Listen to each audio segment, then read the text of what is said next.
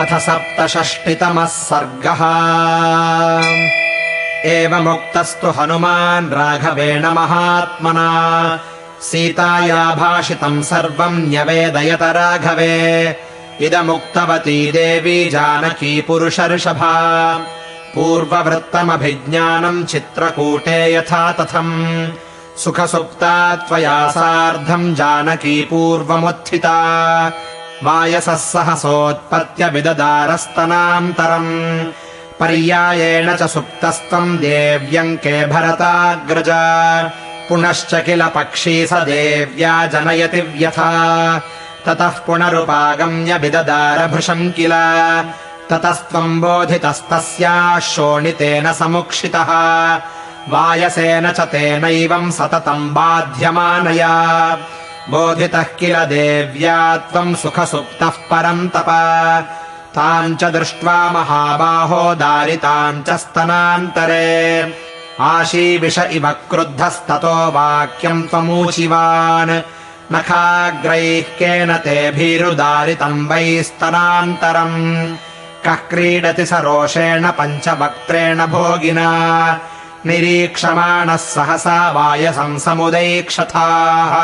नखैः सरुधिरैस्तीक्ष्णैस्तामेवाभिमुखम् स्थितम् सुतः किल स शक्रस्य वायसः पतताम्बरः धरान्तरगतः शीघ्रम् पवनस्य गतौ समः ततस्तस्मिन्महाबाहो कोपसंवर्तिते क्षणः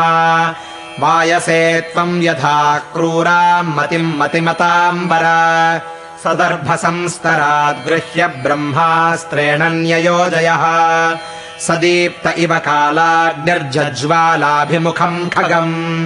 स त्वम् प्रदीप्तम् चिक्षेप दर्भम् तम् वायसम् प्रति ततस्तु वायसम् दीप्तः सदर्भोऽनुजगामः भीतैश्च सम्परित्यक्तः सुरैः सर्वैश्च वायसः त्रीन् लोकान् सम्परिक्रम्य त्रातारम् नाधिगच्छति पुनरप्यागतस्तत्र त्वत्सकाशमरिन्दम त्वम् तम् निपतितम् भूमौ शरण्यः शरणागतम् वधार्हमपि काकुत्स्थकृपया परिपालयः मोघमस्त्रम् न शक्यम् तु कर्तुमित्येव राघव भवांस्तस्याक्षिकाकस्य हिनस्ति स्म सदक्षिणम् राम त्वाम् स नमस्कृत्य राज्ञो दशरथस्य च विसृष्टस्तु तदाकाकः प्रतिपेदे स्वमालयम् एवमस्त्रविदाम् श्रेष्ठः सत्त्ववाञ्छीलवानपि किमर्थमस्त्रम् रक्षस्सु न योजयसि राघव न दानवा न गन्धर्वा नासुरा न मरुद्गणाः तव रामरणे शक्तास्तथा प्रतिसमासितुम्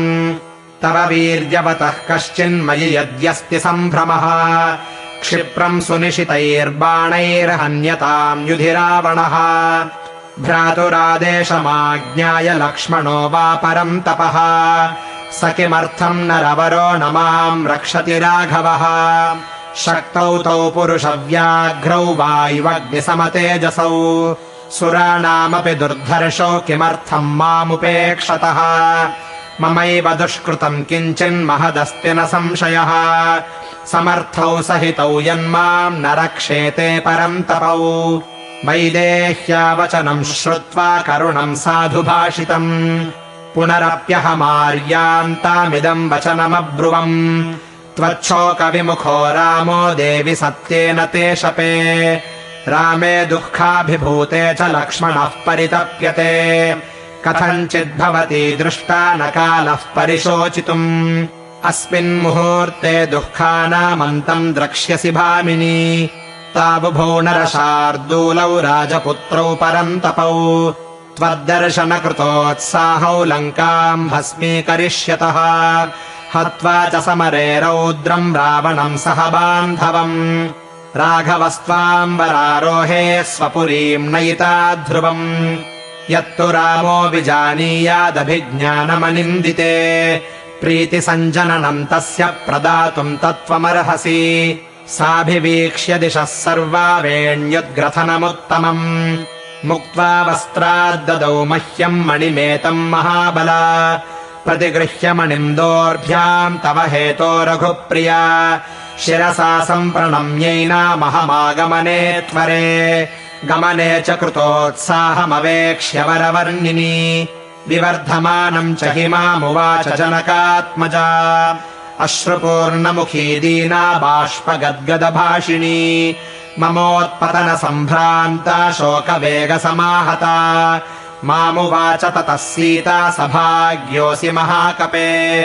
यद्रक्ष्यसि महाबाहुम् रामम् कमललोचनम्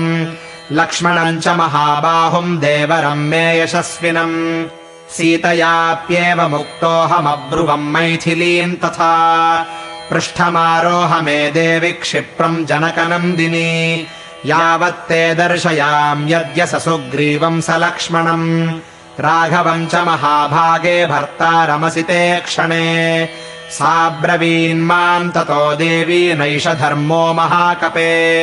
यत्ते पृष्ठम् सिषेवेऽहम् स्ववशा हरिपुङ्गव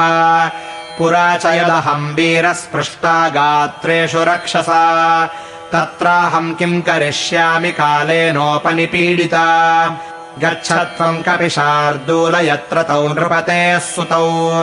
इत्येवम् सा समाभाष्य भूयः सन्देष्टुमास्थिता हनूमन् सिंहसङ्काशौ तावुभौ रामलक्ष्मणौ